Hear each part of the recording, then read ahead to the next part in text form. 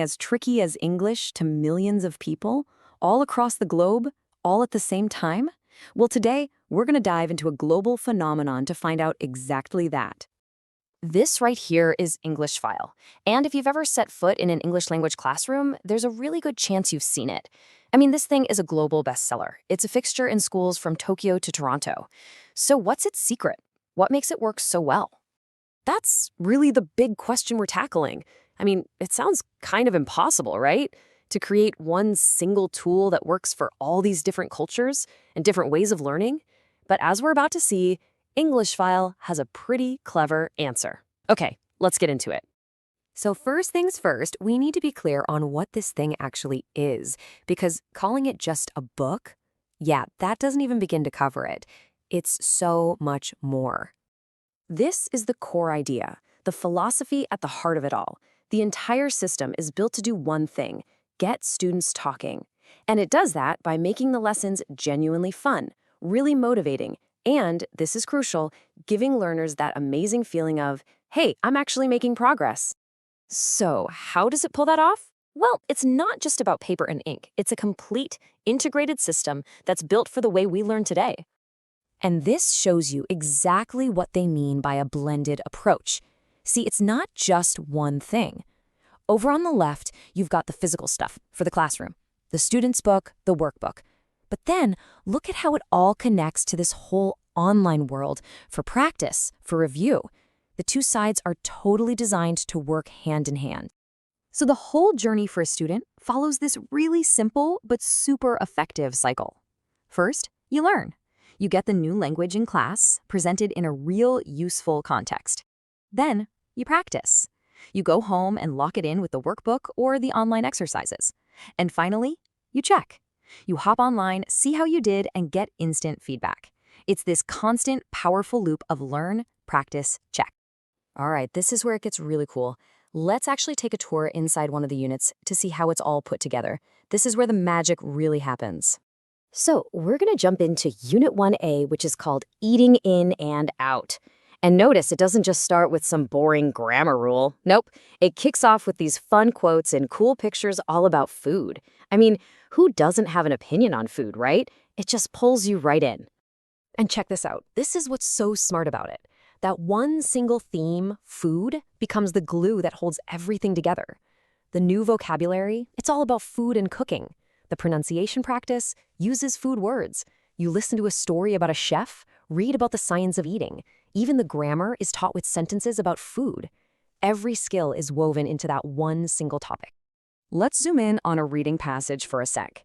The text isn't just some made-up story. It's an article about the science of when you should eat to be healthier. So you're not just practicing your reading skills, you're actually learning something cool and useful. And this, of course, leads to some great questions that get you thinking. So any guesses? According to the text, the absolute worst time to have your coffee is right when you wake up, around 8 a.m. Why? Because your body's already flooded with the stress hormone cortisol. The best time is actually between 9:30 and 11:30 a.m. See, you just learned something useful, and you were practicing English the whole time. Okay, so the topics are great, but what about the nuts and bolts, the grammar, the vocabulary?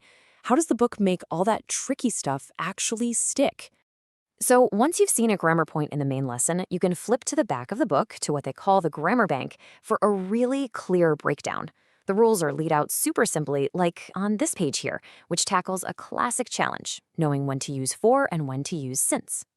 And the key here is just simplicity. For is all about a period of time, a duration, like for 3 years. Since is about that starting point, a specific moment in time, like since 2023. Putting them side by side like this just makes a tricky rule click. And they do the exact same thing with vocabulary. It's not just about memorizing lists. It's about learning how to use words with impact. For example, it teaches you about strong adjectives, explaining that exhausted doesn't just mean tired. It means you're really, really tired. It's about giving you the tools to sound less like a textbook and more like a real person.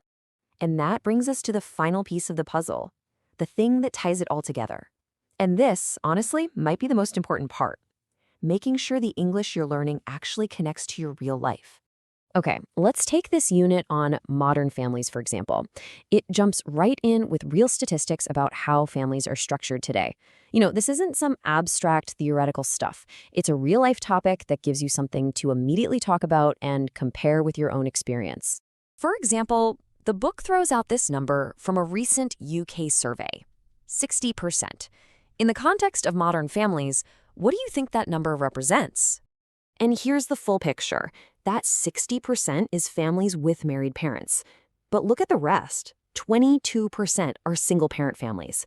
And get this, a full 7% of families have members who never, ever speak to each other.